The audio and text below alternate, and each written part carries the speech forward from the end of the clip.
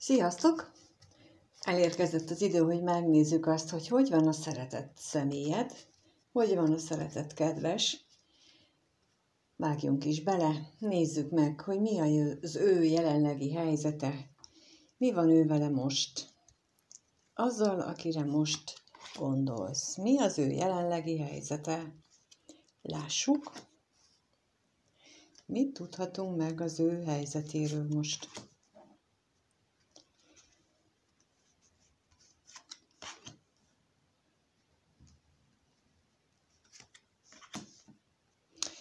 Kijött rá a veszteség, a pénz, az özvegy férfi, a levél és az ellenség. És ebből én úgy látom, hogy ő most nagyon-nagyon rossz állapotban van, mert valamit nagyon-nagyon úgy él meg, hogy az egy nagy veszteség számára. Ugyanakkor magányos, magába forduló, nem akarok látni ebből a világból semmit, tehát ez a veszteség, amit ő így él meg, ez elképesztően nyomasztja őt. Ráadásul olyan, mintha neki kommunikálnia kellene, és most ezt így érzem, hogy kell, tehát hogy nem bújhat ki a beszélgetés alól olyanokkal, akik hát enyhén szólva sem jót akarnak neki. Tehát akit úgy érzi, hogy azok mind ellene vannak, mind azt akarják, hogy ő neki ne legyen jó, hogy őt meggátolják abban, hogy ő kimásszon ebből a helyzetből, és ez az egyik oka annak, hogy ő ennyire magányos és ennyire bezárkózik a saját világába, mert egyrészt fáj neki ez a veszteségérzés, másrészt meg nem akar ezekkel, ezt érzem, vagy ezt hallom így belülről, hogy nem akar ezekkel beszélni. Nem tudom, hogy kik ezek, de nem akar velük beszélni. Nem akar semmit se kommunikálni. És akkor lássuk azt, hogy akkor mi ez a veszteség az ő? Mit gondol ő, vagy mit érez ő? Mi az ő helyzetében ez a veszteség?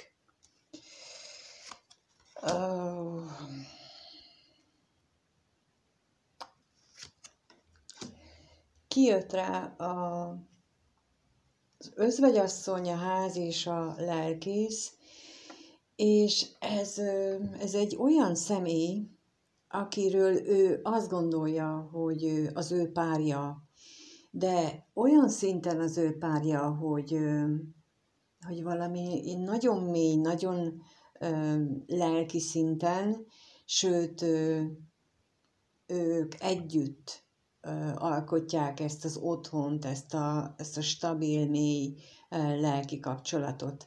Szóval ezért érzi ő most magát veszteségesnek, ezért érzi ő magát ebben a nagyon magányos helyzetben.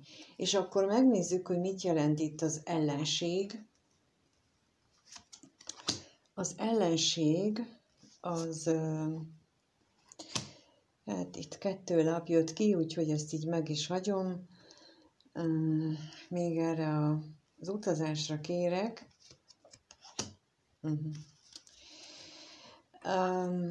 Kijött az ellenségre a tolvaj, az utazással együtt a házasság, és mivel kértem rá, ezért még a halál is jött. És ez egy olyan valaki lehet a környezetében, akit úgy érez, ez a középső, vagyis hát ez az özvegy férfiként megjelenő személy, aki itt a kedvest jelenti számodra, hogy ez az ellenség, ez meglopja őt, és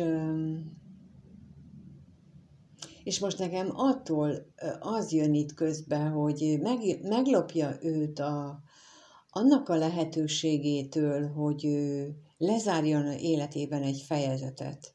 Valahogy így most ez jött itt így Hát nem tudom, ezt nem tudom elmagyarázni, tehát ahogy jön nekem az üzenetek, ez jött így szó szerint, hogy meglopja, hogy ő ne tudjon beleállni az ő saját életében.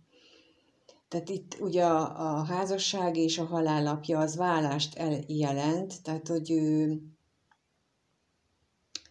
ő szíve szerint oda menne, de valahogy mégsem tud, mert van ez az ellenség, aki őt ebben megakadályozza. És ő ezt érzi, és ráadásul ezzel kell neki, és megint úgy érzem, hogy kell, tehát nem véletlenül mondom, hogy ezzel kell neki naponta kommunikálni, amikor ilyen viszolygás van benne vele szemben. Lássuk akkor, hogy milyen gondolatok járnak a fejében, bár ez a helyzet leírás, ez rengeteg mindent elmondott, de megnézzük, hogy milyen gondolatok vannak az ő fejében, milyen gondolatok vannak a fejében, mik vannak az ő fejében.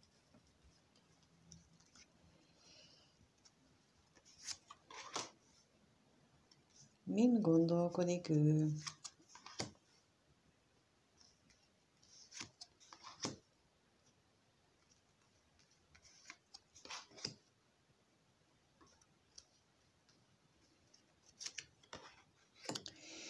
Kijött a gondolatainál az utazás, a pénz, a betegség, a bíró és a szerelmes nő, és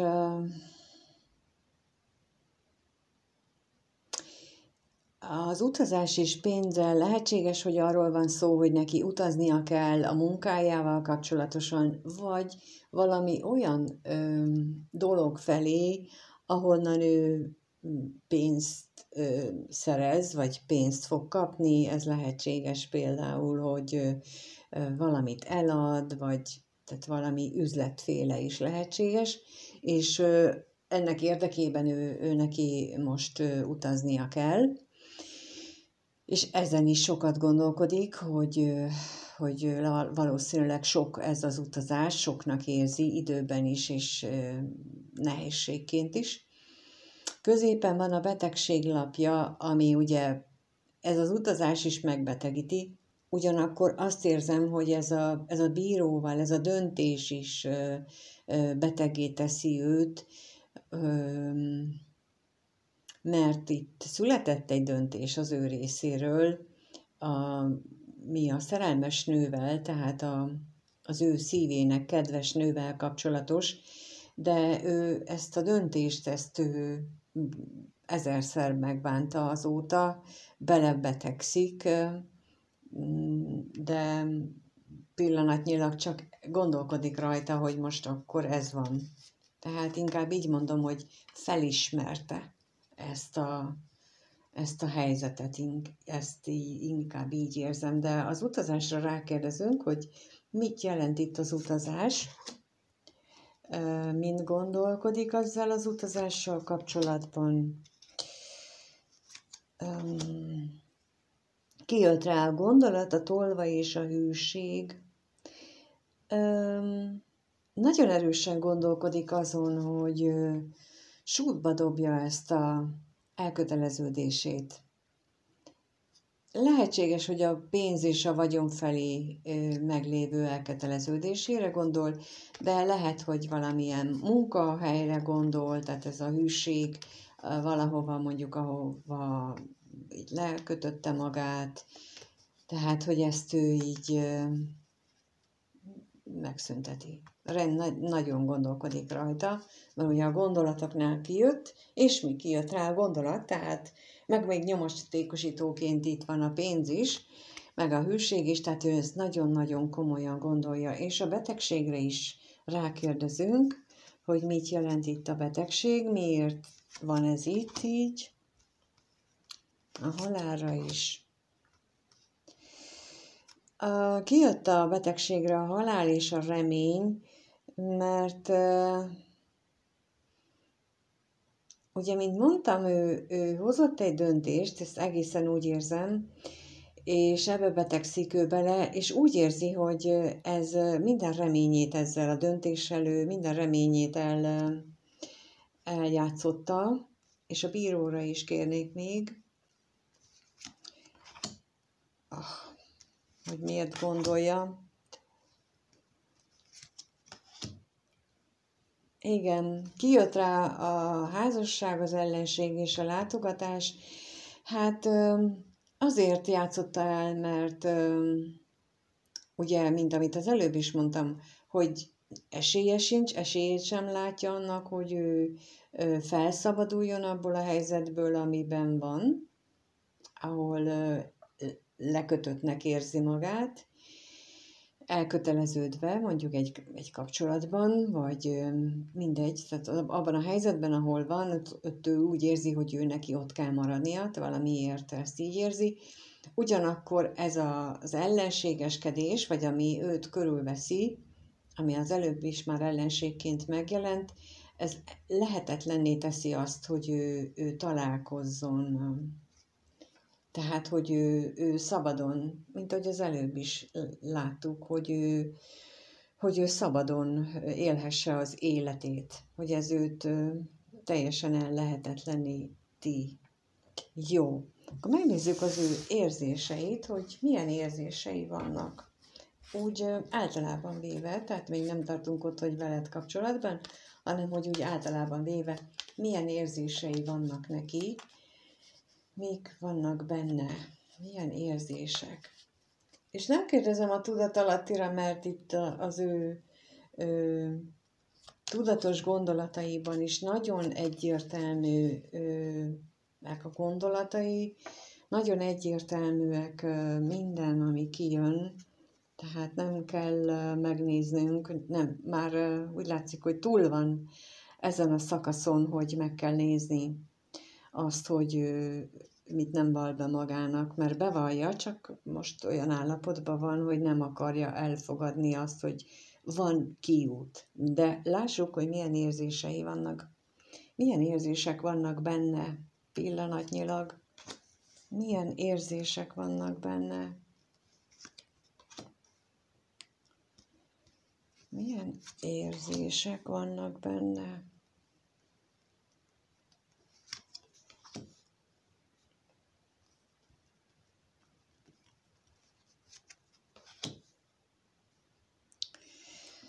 Kijött a levél, a veszteség, az özvegy férfi, a katonatiszt és az állandóság. És megint középen ott van az özvegy férfi, mint ahogy az első kérdésnél is ott volt.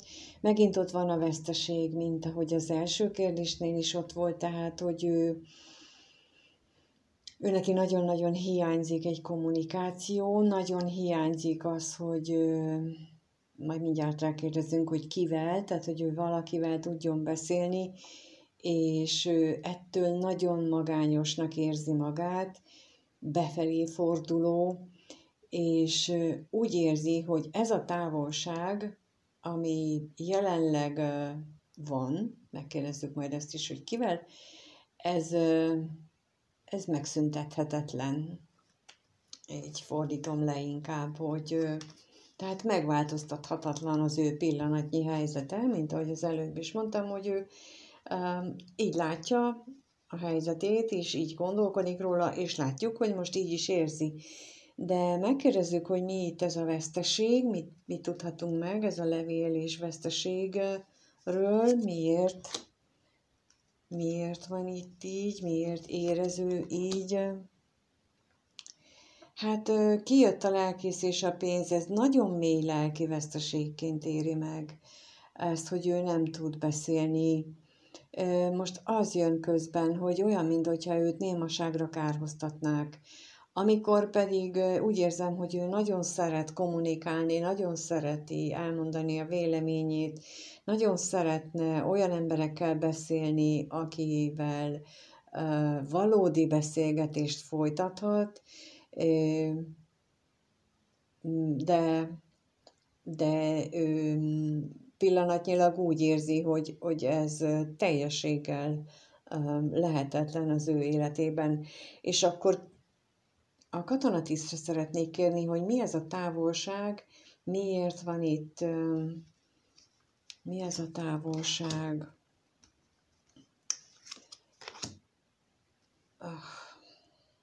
ki ő, ki ez az özvegyasszony. Kire gondol ő özvegyasszonyként? Még mindig azt kérdezem, hogy kire. Ott kijött a távolságra, vagyis a katonatisztre az ellenség, az özvegyasszony, aztán, hogy megkérdeztem, hogy ki ez az özvegyasszony, kijött rá a gondolat, aztán mivel ezt is még nem hagytam annyiban, kijött rá tolva, és végül a szerelem, és itt azt mondtam, hogy jó, akkor így közlik velünk. Szóval, hogy azért van ez a távolság, vagy ő azért érzi úgy, mert ott van az az ellenség, akiről mindez a gondolatainál, mind a helyzetnél kijött már, hogy ez nagy akadály az ő környezetében. Ez megakadályoz ez az ellenség azt, hogy ő ezzel az özvegyasszonnyal találkozzon, együtt legyen, akár a belevaló beszélgetést is, bár azt nem tudom pontosan még, de rengeteget gondolkodik azon, hogy ő tőle ellopták az érzéseit, hogy ő meg lett fosztva a szerelmétől. És itt az állandóság lapjával ő ezt megváltoztathatatlannak érzi pillanatnyilag. Lehetséges, hogy ugye az előbb is már, meg előtte is kijött ez a házasságlapja, lehetséges, hogy ő egy olyan mély kötelezettséget érez a jelenlegi szituációjában, ami őt a lelkiismeretével állítja szembe, hogyha ő most saját magára, a saját boldogságára gondolna. És itt most összeszedem, és akkor megkérdezzük, hogy veled kapcsolatosan mit gondol, de amíg megkeverem ezeket a lapokat, addig ezzel kapcsolatosan elmondom azt, hogy nagyon sokszor látom, hogy olyan kommenteket olvasok, hogy pedig csak döntenie kellene. Én azt javaslom ilyenkor, amikor ilyen kikívánkozna belőletek, akkor azt a kérdést tegyétek fel magatoknak, hogy és ti miért nem döntötök amellett, hogy saját magatokat fejlesszétek? Tehát tőle elvárnátok, hogy ő megugorjon egy ilyen nehéz dolgot, és akkor saját fejlesztésetekkel kapcsolatosan számotokra könnyű a döntés?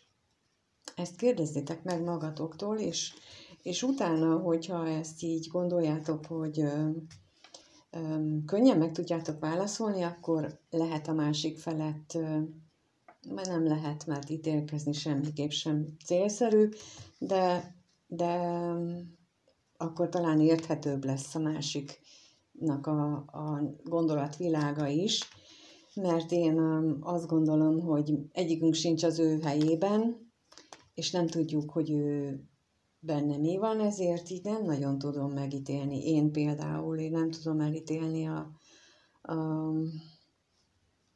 ezek miatt, amit itt látok, hogy ő úgy érzi, hogy nem lehet változtatni. Szerintem is lehetne változtatni, de ehhez borzasztó nagy változásra van szükség, és mondom ezt úgy, hogy én nekem is meg kellett ezt tenni magammal. Tehát gyakorlatilag szembe kellett fordulni a saját korábbi nézeteimmel, ahhoz, hogy én ezt most így elfogadjam, hogy mindenkinek joga van úgy dönteni, ahogy dönt. És ezt én halálkomolyan gondolom, nem csak így tuma szinten, mint ahogy lájkolnak a Facebookon, meg idézeteket írnak be, hanem komolyan gondolom, hogy mindenki úgy dönti el a sorsát, ahogy ő abban a pillanatban tudja, és az sem nem rossz, sem nem jó, akkor neki ott azt kell megtanulnia, és megkérdezzük akkor, tovább lépve, hogy veled kapcsolatosan ennek a szeretett személynek milyen gondolatai vannak. Vajon te vagy az a személy, aki már többször kijött nála, gondolat és érzés szintjén, vagy meglátjuk. Szóval ez a szeretett személy, ő rólad, veled kapcsolatban mit gondol? Hogyan vagy te az ő gondolataiban? Mi az, amit ő rólad gondol?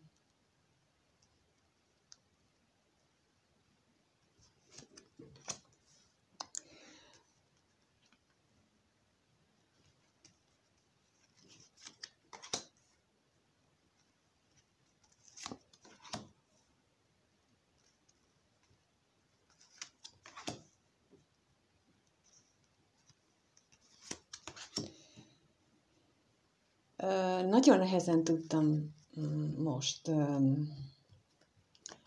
ezt így fogni, hogy melyik, mert nagyon bonyolult gondolat, sok minden jelent meg így bennem, és így a lapok közül is nagyon nehezen tudtam választani, hogy most melyik lenne. Sokat hezitáltam, mire úgy azt éreztem, hogy na, akkor ez lesz a jó. Mert hogy láthatóan nagyon vegyesek az ő gondolatai veled kapcsolatban, mert először kijön a szerelem, aztán a bosszúság, aztán az örvendezés, az ajándék és a házasság.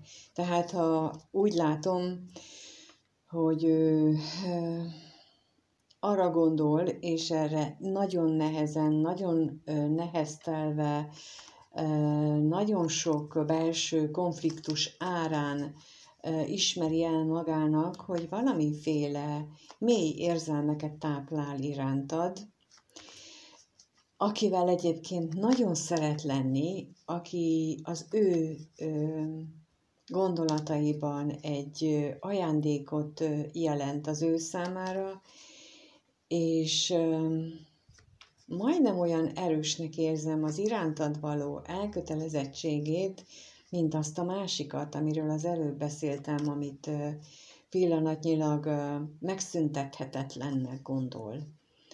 Tehát amit ő most nem tud feláldozni, vagy megszakítani, vagy megszüntetni. Tehát majdnem olyan erősnek érzi a veled, vagy gondolja ezt a hozzád fűződő kapcsolatát, mint azt. De megnézzük, hogy mi ez a bosszúság itt az ő gondolataiban, a veled kapcsolatos gondolataiban, miért bosszankodik ő? Miért van itt ez a bosszúság? Ez a bosszúság miért? Mitől fél? Kijött rá a váratlan öröm, a gondolat, a féltékenység és a szomorúság, és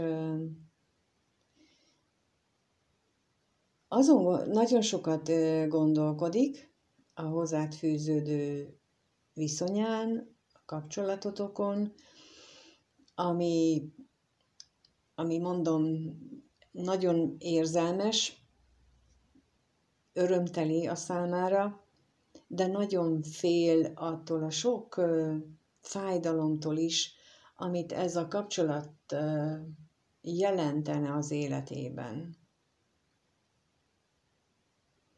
Tehát igen, amit mondtam, hogy ha ő most feláldozná az ő elköteleződését, akkor az ő benne nagy szomorúságot váltana ki. És ő ettől fél, hogy az túl nagy teher lenne ehhez a kapcsolathoz. Lássuk az örvendezés itt mit jelent.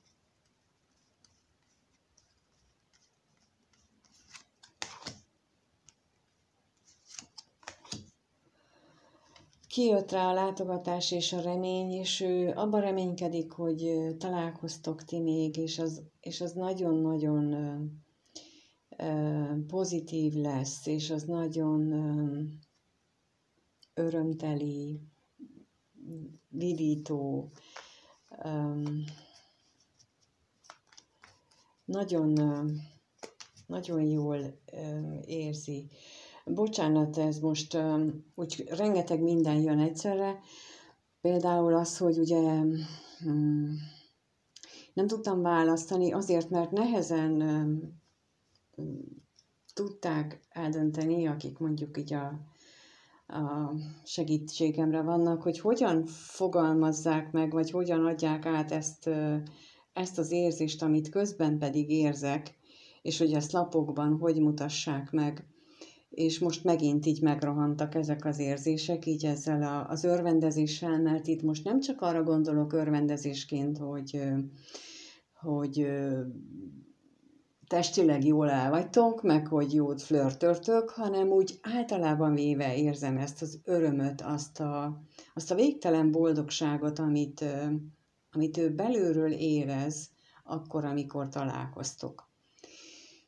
De mondom, ott van benne az a kettősség, hogy ő viszont nagyon szomorú lenne, és nagyon fél ettől a szomorúságtól, hogy ezt ő nem tudná kezelni. Talán azért, mert nem ismeri ennek a kezelésének a módját. Talán lehetséges, hogy egész életében menekült ettől az érzéstől, és lehet, hogy tisztában van ő ezzel, hogy ő mindig megpróbálta kikerülni, hogy ilyen érzésekkel szembesüljön, és most nagyon feszíti már őt ez. De itt a házasságra is kérnék még, hogy még esetleg milyen információt kapunk itt veled kapcsolatban.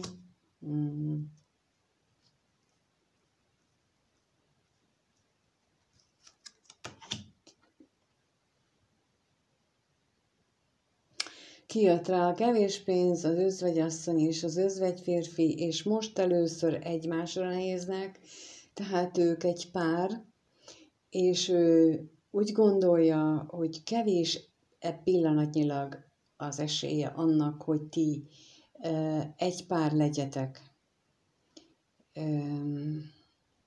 Vágyik, vagy gondol rá, végig gondolja, nagyon felmagasztal téged minden szempontból, de pillanatnyilag ennek a lehetősége nagyon-nagyon minimális az ő gondolatai szerint. És akkor most lássuk, hogy mit érez irántad. Mi az, amit ő érez? Mi az, amit ő érez irántad? Lássuk, milyen érzései vannak veled kapcsolatosan ennek a szeretett személynek. Mit érez ő irántad? Hát...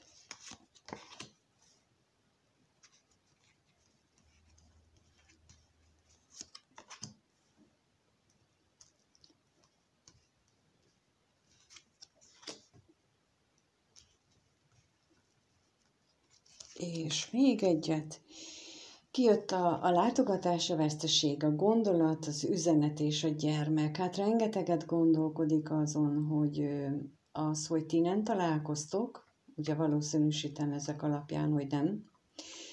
Nem nagyon van köztetek kommunikáció, találkozás, hogy ő rengeteget gondolkodik, hogy ez számára milyen nagy veszteséget jelent. Ugye már az első kérdésnél is, és a gondolatainál is kijött, hogy az érzéseinél, hogy veszteségként éli meg ez egy kommunikáció hiányát, és akkor itt kijött, hogy a veled való találkozások és beszélgetések hiányát éli meg ő ilyen nagyon nagy veszteségként, és rengeteget gondolkodik azon, mivel hogy érzéseknél a gondolat jött ki, ez nagyon nyomatékosítva van így, hogy újra kezdjétek ezeket a beszélgetéseket. Jó, megkérdezem, hogy a látogatással kapcsolatosan milyen érzései vannak, milyen érzéseket takar ez a látogatás itt, milyen érzéseket takar.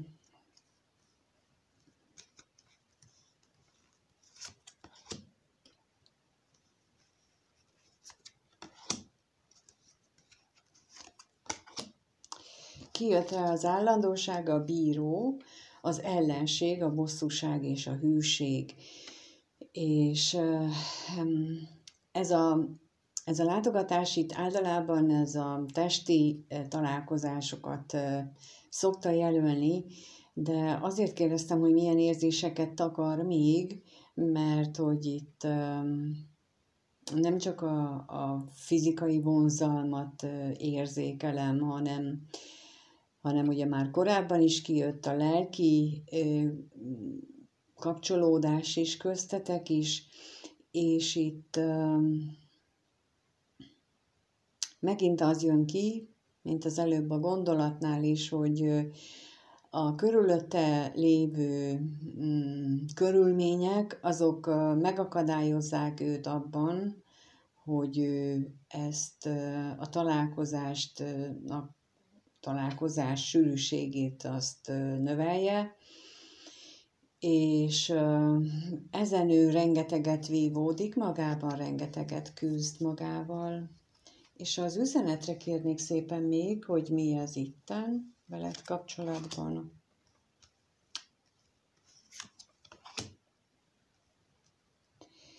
Kijött rá a vágy és az ajándék. Hát ő neki ez egy ajándék lenne, hogyha ez a vágya teljesülne, hogy ti újra beszéltek, és a gyermekre is kérek még.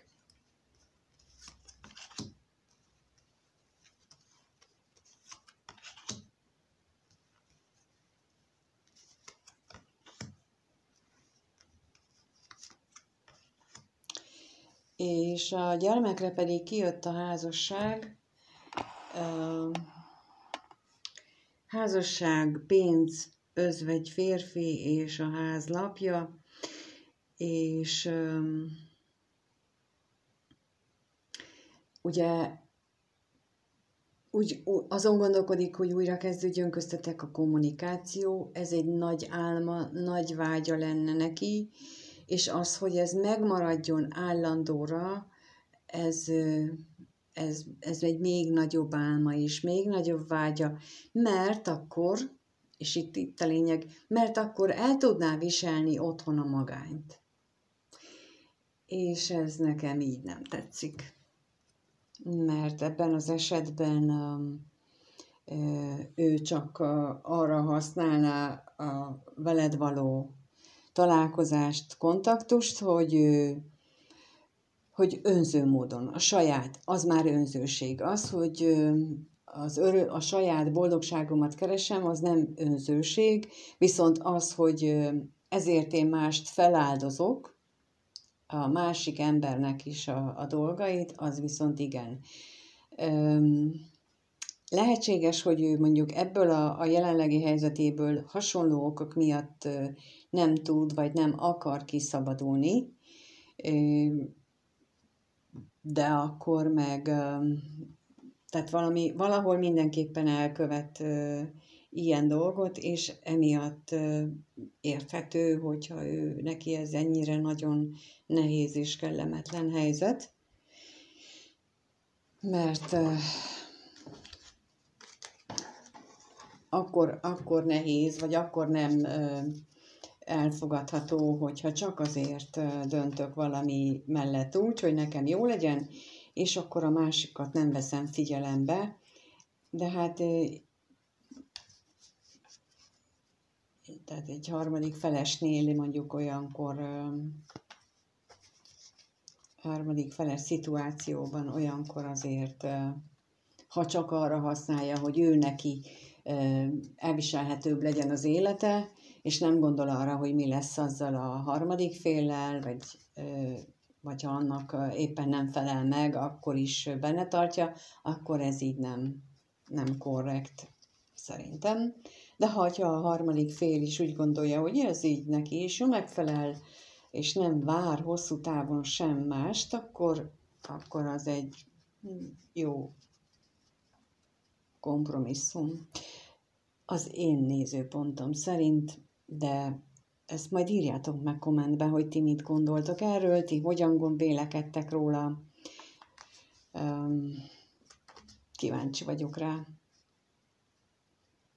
De most akkor megkérdezzük, hogy az elkövetkezendő 1-2 hétben veled kapcsolatosan fog-e változni, mert itt ugye látjuk, hogy gondolkodik, nagyon gondolkodik rajta, de fog-e valamit tenni ez ügyben veled kapcsolatban?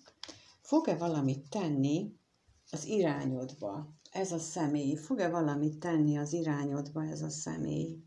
A következő 1-2 hétben fog-e valamit tenni az irányodba?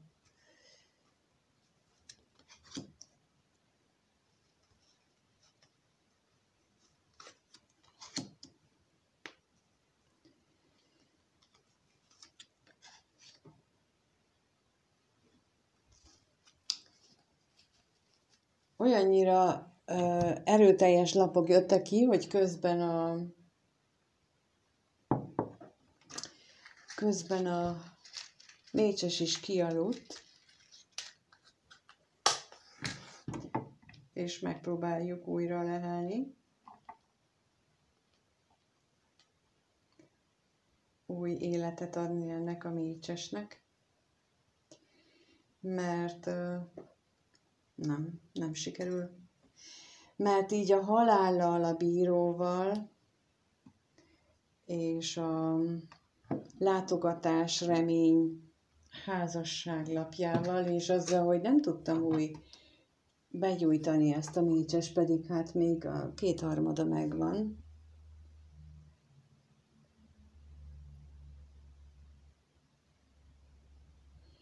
Olyan, minthogyha hiába van köztetek ez a nagy, vagy benne ez a nagy érzelem, ez a nagy vágy utánad, és hiába jön, vagyis hát ugye kijön itt a halál és a bíró, olyan, minthogyha ő egy nagyon végleges döntést szeretne hozni. Egy nagyon végleges döntést szeretne hozni, és reménykedik egy kapcsolatban. De most akkor elkérdezek, hogy mi itt ez a halál? Mi a halál? Az ő terveivel kapcsolatban. Mi a halál? Aha, mondom, hogy kijött a szerelem és a gondolat. Tehát, hogy ő nagyon gondolkodik rajta, hogy valahogy végleg lezárja ezt az egészet, és a látogatásra is kérek.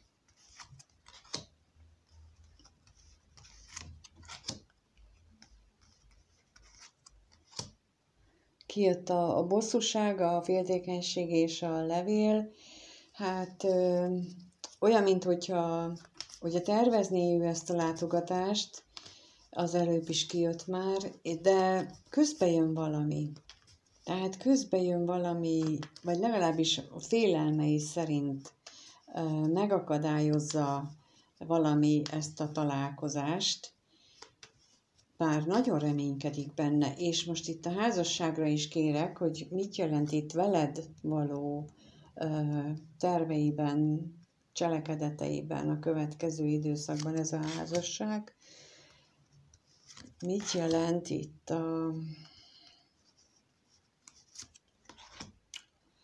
kijött a szerencse, a betegség és a szomorúság, és most, ugye, mint mondtam az előbb, hogy ő nagyon szeretné, hogy veled valami komoly, hosszú távú kapcsolata legyen, de ott kijött az is, hogy azért, hogy ő el tudja otthon viselni a magányosságát, és itt pedig az jött ki így a házasságra ezzel a szerencsebetegség, szomorúsággal, hogy ez a fajta elgondolása, ötlete, ez nem nagyon fog megvalósulni, legalábbis sok esetben ez így nem fog összejönni, vagy azért, mert ő meggondolja magát, vagy azért, mert ti nem mentek bele, ez majd így kiderül mindenkinél, de hogy ennek így nem sok esélyét mutatják a lapok. Hát ennyi az, amit pillanatnyilag látok, hogyha úgy gondoljátok, hogy mégis szükségetek volna ahhoz, hogy ebből a kilátástalannak tűnő helyzetből ki akartok lábalni, és szeretnétek fejlődni a saját nézőpontotokban, a saját vagy a világlátásotokban, a saját hozzáállásotokban egy ilyen kapcsolathoz, vagy egyáltalán az életnek a dolgaihoz, vagy ahogyan eddig láttátok, és mondjuk valami hátráltat benneteket, és érzitek, hogy hátráltat, csak nem tudjátok, hogy mi az, és hogy ezt kiderítsük, akkor ha leírásban találtok ötleteket rá, és hogy hogyan lehet ezt így én, hogy látom, hogy én miben tudok ebben segíteni nektek, ha nem, akkor úgyis jó. Minden esetre köszönöm szépen, hogy itt voltatok. Köszönöm, hogy megírjátok, hogy ti ezt hogy látjátok, és hogy gondoljátok. És azt is, hogy például mi a véleményetek arról, hogy ő így szeretné, hogy az ő magányának jobb vagy könnyebb elviselhetősége miatt venné igénybe azt, hogy veletek újra felvegye a kapcsolatot, hogy erről mit gondoltok. Mindent köszönök, hogyha megosztotok, és mindenkinek minden jót kívánok. Sziasztok!